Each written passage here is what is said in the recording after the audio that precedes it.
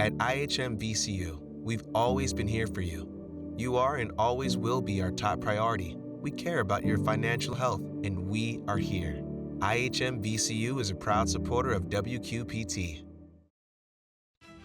Public Affairs programming on WQPT is brought to you by the Singh Group at Merrill, serving the wealth management needs of clients in the region for over 35 years. The election season isn't over yet. A special election for an Eastern Iowa State Senate seat is bringing voters to the polls in January. That's our topic in the cities.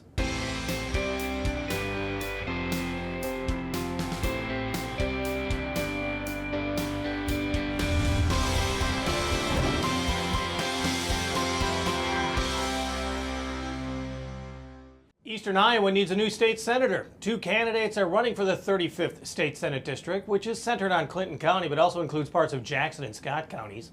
Republican Chris Knoyer has served since 2019 but was named lieutenant governor last month by Kim Reynolds after Adam Gregg left in September to become head of the Iowa Bankers Association.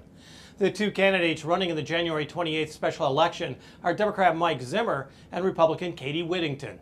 We made repeated attempts to include her in this program, but had not heard a response after several requests.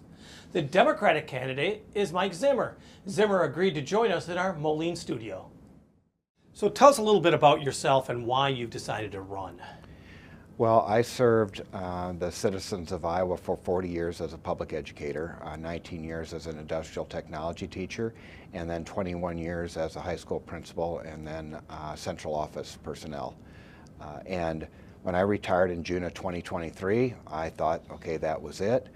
And then the district that I live in, Central DeWitt School District, they had 3 vacated seats. None of the incumbents were running, and I was approached about maybe I might be interested in running for the school board. And I was like, well, I just got done with 40 years in administration. Now I want to go over to the governance side of the school board.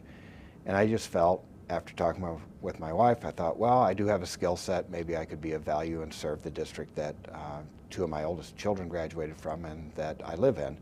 And so the citizens voted me in, and on the very first school board meeting when we were sworn in, then I was selected as the board chair, and I said, this is not normal that that happens, but I've always said you're where you're supposed to be at that point in time. And so that kind of brings me to the governance side of school financing. So why run for state senate now?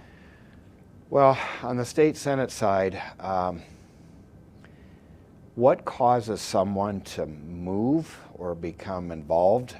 I call it death by 1,000 cuts. And when the Iowa legislature removed the vast majority of collective bargaining from our teachers that I worked with every day, and that the only thing they were allowed to even discuss was wages, but there's so much more that we would talk about, health and working conditions and all that kind of stuff. I was like, well, that's going in the wrong direction, especially when collective bargaining was created by a Republican governor, 1974 Governor Robert Ray, and then we fast forward and we've got a Republican governor that takes it away. I was like, this is interesting. Then the voucher program, that was a bridge that went way too far. To me, that public dollars should not be funding private schools or charter schools or anything like that. So those are 2 pretty big decisions that were happening in Des Moines that I disagreed with. And then there were smaller pieces of legislation in which if they would have the legislators would have just picked up the phone and asked, hey, we're looking at doing teacher pay, or we're looking at readjusting or readdressing how AEA services are provided. Fair enough, but that didn't happen. Those pieces of legislation were passed, at least from my viewpoint and those that I work with no input from us or saying, hey, if we're going to do this, what are the repercussions? And so those are some pretty big reasons why I thought, well, maybe there needs to be a different voice or another voice or a voice that's asked other legislatures, have you thought about this? Or before you make this decision, have you considered these ramifications. So in this last session, it was very much geared towards education, particularly K through 12, which also included, I should go actually a year before that, also included the look at what is taught as far as sexual education, LGBTQ students, books that are available in libraries. As an educator, I know that's an area of concern for you. Yes, and when that legislation came out, it was all couched under parents know what's best for their kids. Couldn't agree more. But parents do not deserve to be making decisions on what they feel is best for other parents and their students. And so it was unfortunate that I had to go through a book reconsideration committee meeting and a hearing, and it was pretty contentious. But it was regarding a book on an LGBT student that was written when this student was assaulted as a 13-year-old. And so we had it in our high school library, and for students that might be facing a situation or thinking that they're the only ones and no one else has gone through this, those books are very appropriate for students to be able to see that they're not alone.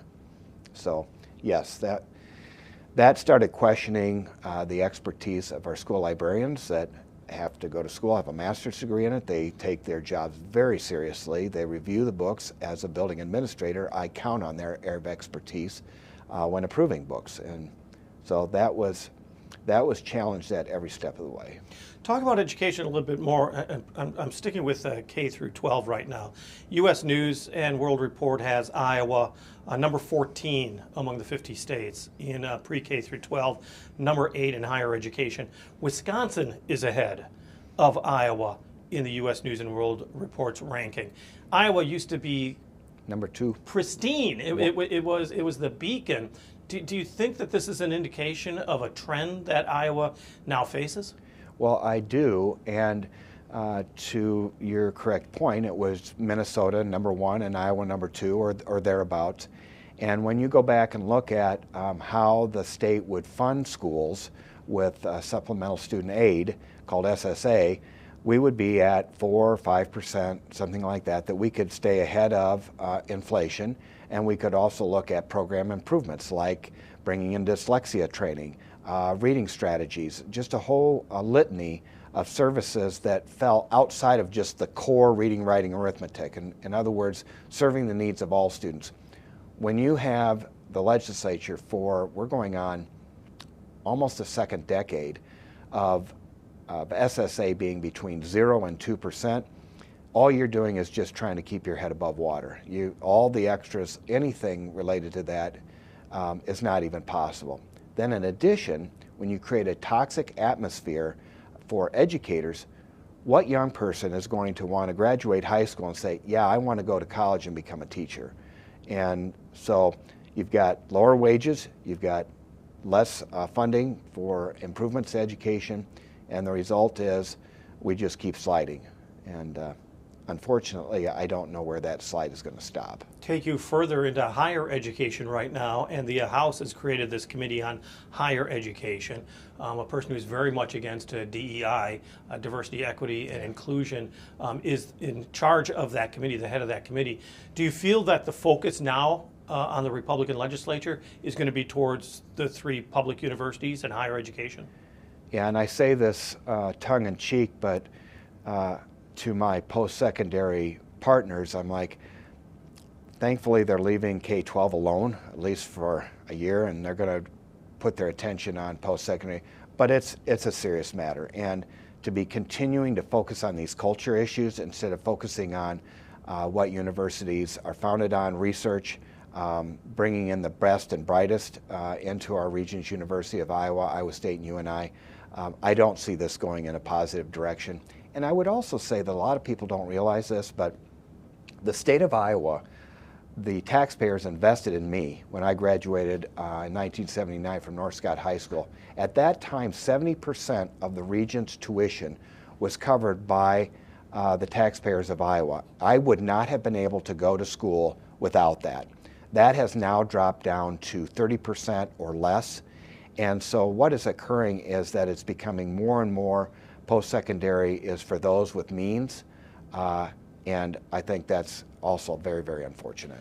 Top of the agenda for Republicans in this upcoming session is going to be a look at property tax reform, which is going to really impact school districts, counties, and municipalities, which really depend on property taxes. They point out that the increase in property taxes among municipalities is up 5 to 7%, which is higher than inflation. Do you think property tax reform is needed, and what would you like to see? Well, whenever it comes to taxes, period, it needs to be right-sized, and that is a combination of both regressive, and all flat taxes are regressive, of which almost all taxes are. Sales tax is a flat tax. Property tax is a flat tax. When it comes to income tax, that's the only progressive tax, and that is those that have the means pay more. When you now make what Iowa has done, all tax of regressive or flat tax at 3.8% flat tax, that doesn't take into account a person's ability to pay that in proportion to their income. So what's happening right now is, I think it's a race to the bottom, and no one wants to pay property taxes, no one wants to pay income taxes, but services are expected. And I was reminded of this when a recent area legislature commented and said, the number one focus of the Iowa legislature is going to be property taxes, then turned right around and said, and I want to see a school resource officer in every school building. And I just sat there and I was like, do you even understand where we're getting the money to hire a school resource officer? Half of it comes from the city or county, which is property tax, and the other half comes from the school district in something called at-risk funding, which is funded with property tax. So I was like, well, even you've got a lot of services you'd like to put in, how are we going to pay for these? State of Iowa right now has a $3.7 billion taxpayer relief fund, $2 billion surplus, almost $1 billion in what's called a reserve funds. Doesn't the state already have enough money? I mean, isn't lowering the income tax to 3.8% and perhaps even lower in the future, isn't that wise financial move? Yeah, so the total that you just stated adds up to about $6.75 billion in the taxpayer relief fund. There's one phrase that is you always stick with, and that is you don't use one-time funding for ongoing expenses. You never do that. And in this case, the state of Iowa is using their ESSER funds or COVID funds that they have been getting millions and millions and millions of dollars with to pay for services that normally would have been paid for out of state revenue. They're using the ESSER funds for that. And the flat tax is one of those ongoing proposals that's being shouldered or based upon that taxpayer relief fund. So what's going to happen is the revenue's going down. The Iowa Revenue Estimating Committee already said that for fiscal year 25, Iowa will bring in $600 million less in revenue than fiscal year 24. And for fiscal year 26, they're estimating another $400 million on top of that. So in the next 24 months, we're talking about a decrease in over $1 billion in state revenue. Whether Iowa can decrease services provided to its citizens fast enough to meet, to absorb that cut, I guess that's going to be the experiment that we're going to see. But what the Republicans have said publicly in the newspaper and in shows like yourself is that, well, if we come up short on revenue to provide those services, we're going to go to our savings account. What's the savings account? It's that $6.75 billion. And if that's what your funding mechanism is going to be to pay for services that go to your savings, that's not going to last very long. Real quick, gaming moratorium. There's a discussion to put a moratorium on new gambling facilities. Are you for that or against that? I need to look at that a little bit further, and the reason is that Scott County and Clinton County receives a considerable amount of revenue for the Scott County Regional Authority, the Regional Development Authority, RDA. I have written numerous grants to tap into those funds for student services.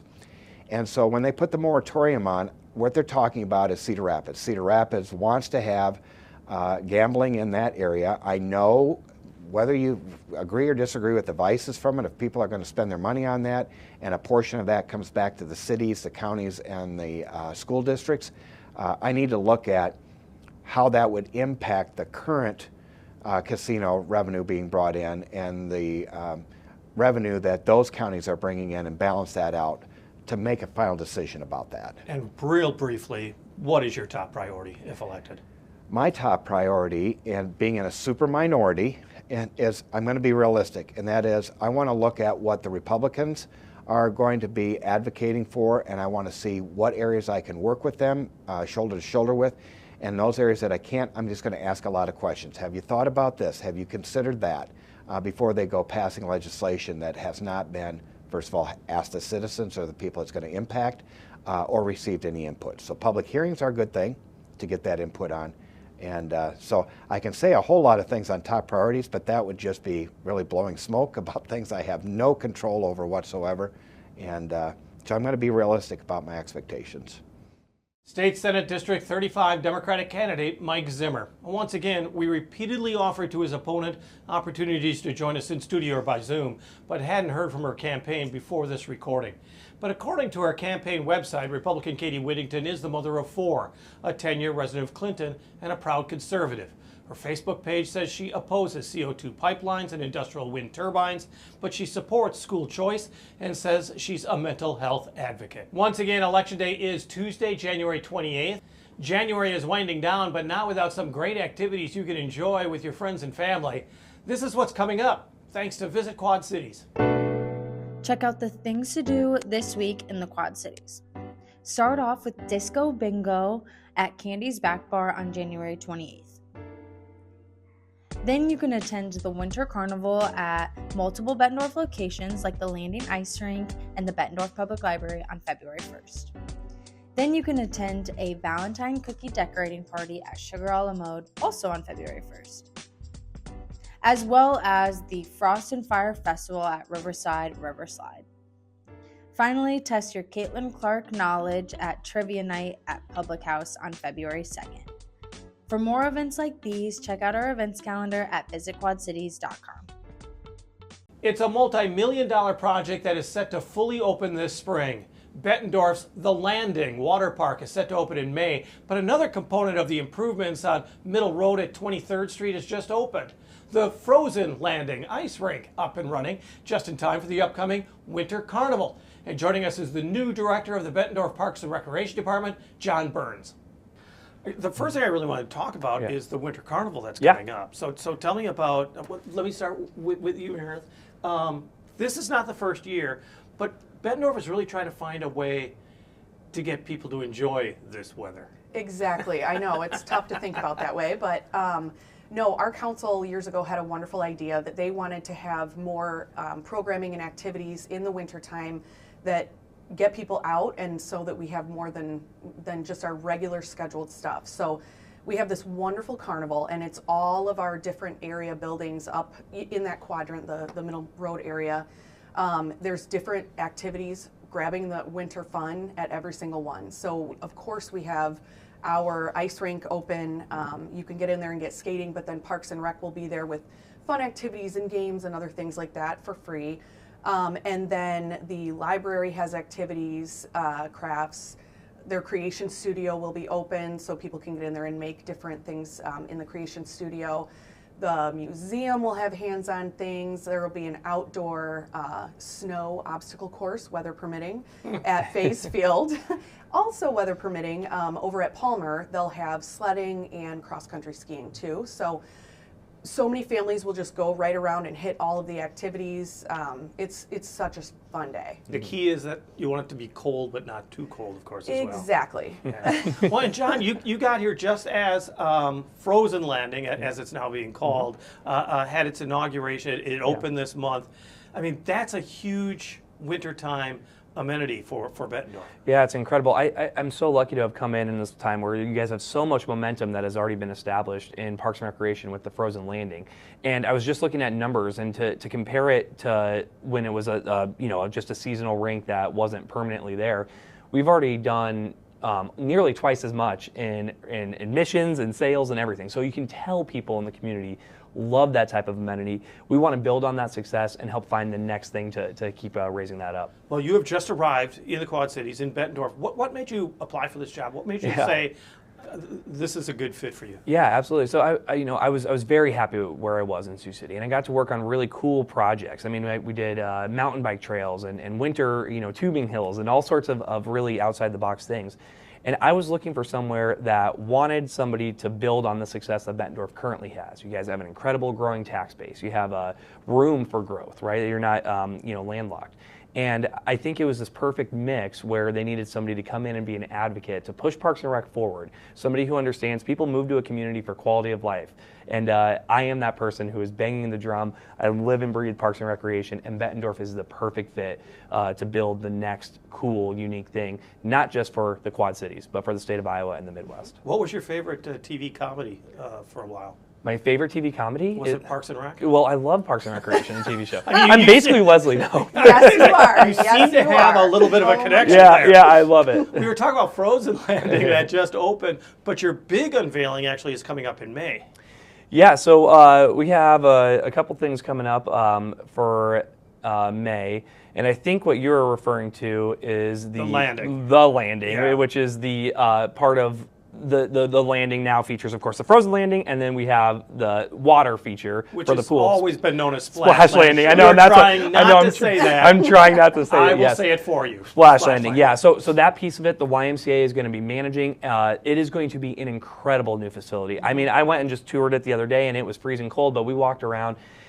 The place looks beautiful. It's going to be packed with families. There's going to be something for everybody there. Truly, I've seen a lot of pools all throughout the state of Iowa. This one is going to be right up there at the top. It's beautiful. Well, and Meredith, I mean, all of us that drive down Middle Road, such a busy street in Bettendorf, has seen the ongoing construction.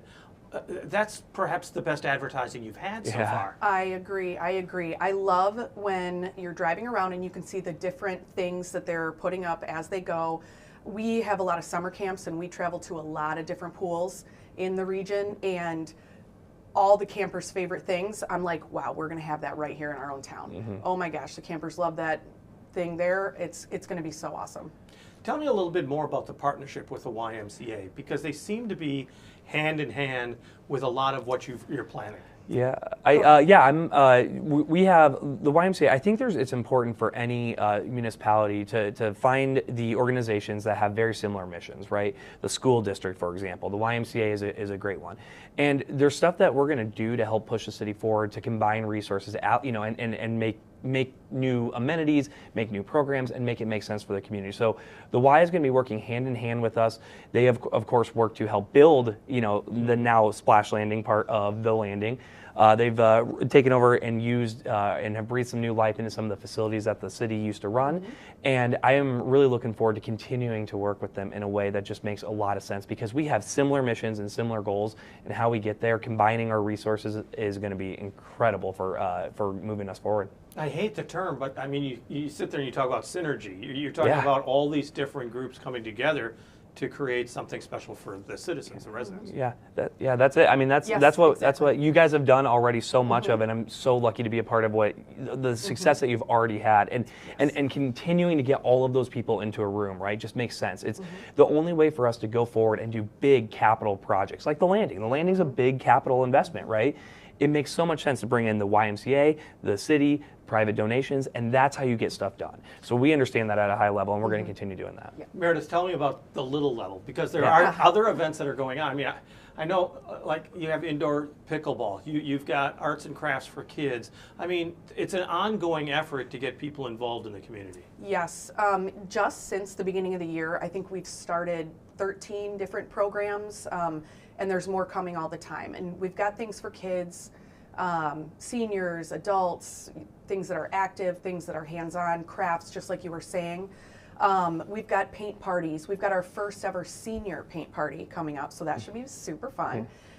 We've got archery that youth and adults can try. Another great partnership with the downtown Bettendorf area.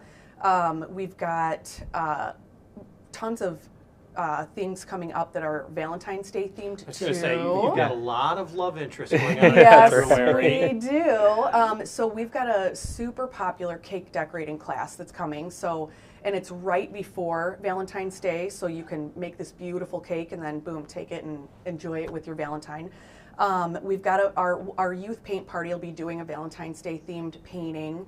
Our junior chef's cooking class, they'll be doing all kinds of sweet Valentine's Day themed desserts. And then our big grand finale is on Valentine's Day. We have a sweetheart dance. We partner with Davenport Parks and Rec, and it's out in Davenport, and it's like a family dance. It's grab the kid and adult that you love and come and dance, and there's prizes, and the family museum will be there doing crafts. It's the most fun. I went last year with my kids. It was so fun. Well, you think of Festival of Trees, and you think of the sugar plum dance, the daddy-daughter dance, which is sold out within minutes. Yes. Is that kind of, I mean, you're seeing the same type of energy there? Yes, absolutely. So this is the second year that we've done this with Davenport, and it sold out last year, and it's well on its way this year, too. So it'll be a great time. John, I mean, you talk about the ability of trying to get people, especially families, together to be able to do something. And it's a big deal, as we were talking about, for the residents. But it really is a huge attraction for anybody who's thinking of coming and moving to the Quad Cities, or just the amenities are so important to a community. Yeah, that's right. I mean, look, everything, truly, if you are interested in what Meredith is talking about, check us out on Facebook. She is constantly, we do something for everyone. I was blown away at the offerings of our Parks and Recreation Department here in Bettendorf when I was doing research to move this community. So figuring out where do I want to move to and start a family, it's the stuff that she's doing, right? And I go, wow, there's a lot going on. My job is now to take that success and all of that momentum that we have, all the day-to-day stuff that makes a community so wonderful, and help build the next thing and help build a cool operation to go with that. So my goal long-term is to do a lot of more, visionary planning. We have some park space that we want to program, and it's going to help build, because I have creative people who are excellent, and it just gets me fired up every day to come to work and see what Meredith does in the programming, side of Parks and Recreation. So we have so many big, lofty goals, and I know we're going to get there because we have incredible people. Bettendorf is an incredible community. I can't wait to explore the Quad Cities when it's not 4 degrees outside so I can get out and do all these things. But stuff like the Winter Carnival, it's fun. It's in the middle of the winter. There's not much else to do. It gets me excited for the future. Our thanks to the new director of Bettendorf's Parks and Recreation Department, John Burns. On the air, on the radio, on the web, on your mobile device, and streaming on your computer, thanks for taking some time to join us as we talk about the issues on the cities.